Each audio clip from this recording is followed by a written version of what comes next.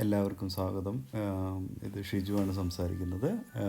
ഞാനിന്ന് ഞങ്ങളുടെ വീട്ടിനടുത്തുള്ള ഒഫിക്കോൺ എന്ന് പറഞ്ഞ സ്ഥലത്തുള്ള ഒരു ചെറിയ കാടാണ് പരിചയപ്പെടുത്തുന്നത്. കാട് എന്തിനു പരിചയപ്പെടുത്തണം? എന്തിനെന്ന് വെച്ചാൽ ഒരു 5 ലക്ഷത്തോളം ആളുകൾ താമസിക്കുന്ന സൂറിക് എന്ന് പറഞ്ഞ സിറ്റി നിങ്ങൾ മാപ്പ് എടുത്ത് നോക്കിക്കഴിഞ്ഞാൽ കാണാം. ഒരുപാട് ചെറിയ ചെറിയ ഗ്രീൻ ഏരിയാസ് ഇവിടെയൊക്കെ അവർ പ്രിസർവ് ചെയ്ത് വെച്ചിട്ടുണ്ട്. ഇത് ഞങ്ങളെ സംബന്ധിച്ചിടത്തോളം, ഇവിടുത്തെ റെസിഡൻസിനെ സംബന്ധിച്ചിടത്തോളം ഇതൊരു ഒത്തിരി ഹെൽത്ത് ബെനിഫിറ്റ്സ് ഞങ്ങൾ പ്രൊവൈഡ് ചെയ്യുന്നുണ്ട്. ഒത്തിരി ട്രാക്സ് ആളുകൾക്ക് ഇവിടെ എക്സസൈസ് ചെയ്യാനും മറ്റ് ആക്ടിവിറ്റീസിനുമായിട്ടുണ്ട്. ഇത് നമ്മൾക്ക് പാഠമാക്കാൻ പറ്റിയൊരു നല്ലൊരു കാര്യമായതുകൊണ്ടാണ് ഞാനിതിവിടെ ഷെയർ ചെയ്യാൻ ആഗ്രഹിക്കുന്നത്. ഇന്നിപ്പം മഞ്ഞൊക്കെ പെയ്തിരിക്കുന്ന ഒരു ദിവസമാണ്. വൈകിട്ട് ചെറിയൊരു സ്നോഫോൾ ഉണ്ടായിരുന്നു. കണ്ടില്ല, റോഡിൽ സ്നോ ഉണ്ട്. പക്ഷേ എല്ലാ ആളുകളെല്ലാം വൈകിട്ടായാലും എക്സസൈസും ആക്ടിവിറ്റീസും ചെയ്യുന്നുണ്ട്. ഇവിടെ ഇപ്പം ഒരു ചെറിയ മാപ്പ് അവർ കൊടുത്തിരിക്കുന്നു. അതിൽ നോക്കിക്കഴിഞ്ഞാൽ 3, 5 അല്ലെങ്കിൽ 10 കിലോമീറ്ററിൻ്റെ ചെറിയ ട്രാക്കുകളായിട്ട് അവർ മാർക്ക് ചെയ്ത് വെച്ചിട്ടുണ്ട്. ഇതിപ്പോൾ ജസ്റ്റ് ഇവിടെ ആളുകൾ എക്സസൈസ് ചെയ്യാനുള്ള ഒരു ചെറിയൊരു ലാഡർ പോലത്തെ ഒരു സംഭവമാണ്.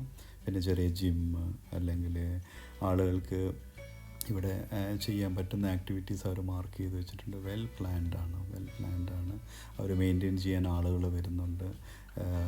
ആളുകൾ വന്ന് എല്ലാം ക്ലീനെല്ലാം ചെയ്യുന്നു. ചെറിയ തടികൾ കൊണ്ട് ചെറിയ ബെഞ്ച് പോലെയൊക്കെ വഴിയുടെ സൈഡിൽ വെച്ചിട്ടുണ്ട്. അപ്പോൾ ആളുകൾ വയസ്സായവർക്കും നടന്നു പോകുമ്പോൾ ഒന്ന് ഇരിക്കണമെങ്കിലോ റെസ്റ്റ് എടുക്കണമെങ്കിലോ ഒക്കെ പറ്റും.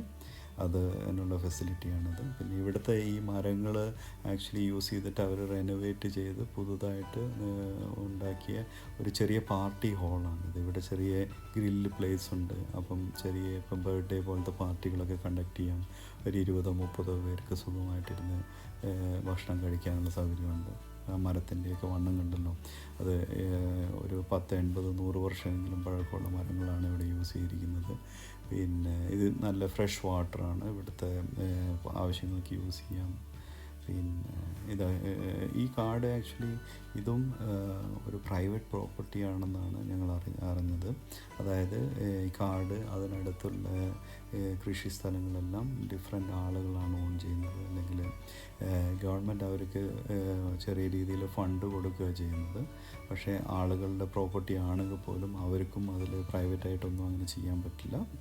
അതിന് ഗവൺമെൻറ് പെർമിഷൻ എടുക്കണം. ഇവിടെ കൺസ്ട്രക്ഷനോ മറ്റ് ആക്ടിവിറ്റീസോ അങ്ങനെ ചെയ്യാൻ പാടില്ല.